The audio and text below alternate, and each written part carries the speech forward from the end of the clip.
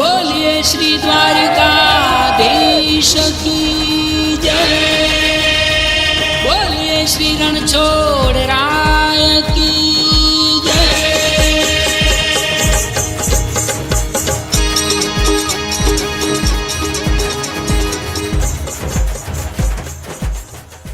બોલો રણછોડ રાય કી જય। 148મી રથયાત્રા નિમિત્તે આજે ત્રિપદાની બાળ રથયાત્રા નીકળે છે એ છેલ્લા 4 વર્ષથી અમે રચનાત્મક ચેરિટેબલ ટ્રસ્ટ આ બાળકો માટે ઠંડા પીણાનો સેવાનો કેમ્પ રાખીએ છીએ, જેની અંદર અમારી ટ્રસ્ટમાં 25 સભ્યો છે અને આ બધા પોતાની હિસાબે ફાળો ભેગો કરી અને આ સેવાનું કામ કરીએ છીએ। રચનાત્મક ચેરિટેબલ ટ્રસ્ટ સેવા કેમ્પ તો કરે જ છે, એ સિવાય બી બ્લડ ડોનેશન કેમ્પ છે, દર વર્ષે ચોપડા વિતરણનો જે કાર્યક્રમ છે એ પણ કરીએ છીએ આપણે। તે સિવાય આપણે આઈ નિદાન કેમ્પ પણ કરેલું છે। રચનાત્મક ચેરિટેબલ ટ્રસ્ટ એ રચના સ્કૂલમાં ભણતા એક જ ક્લાસના 61 વિદ્યાર્થીઓનું અમે ગ્રુપ છીએ જે આ સેવા કરીએ છીએ।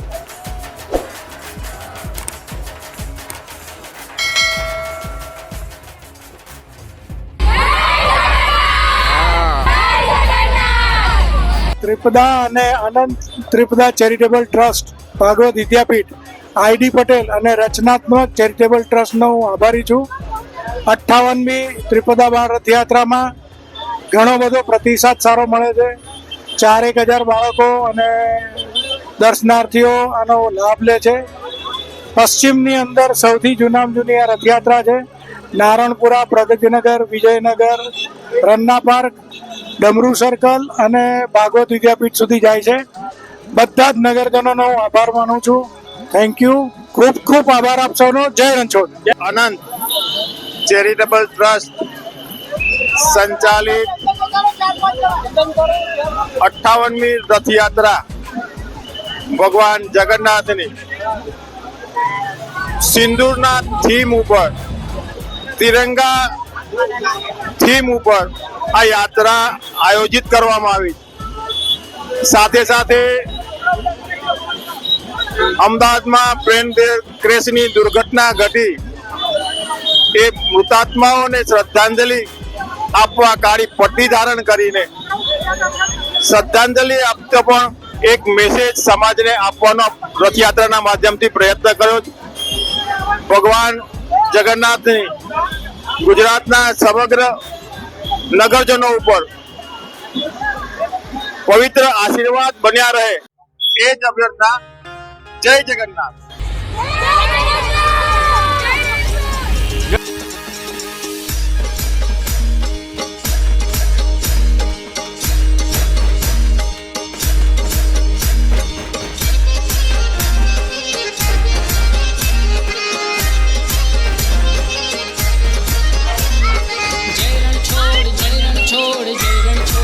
ભારત માતા કી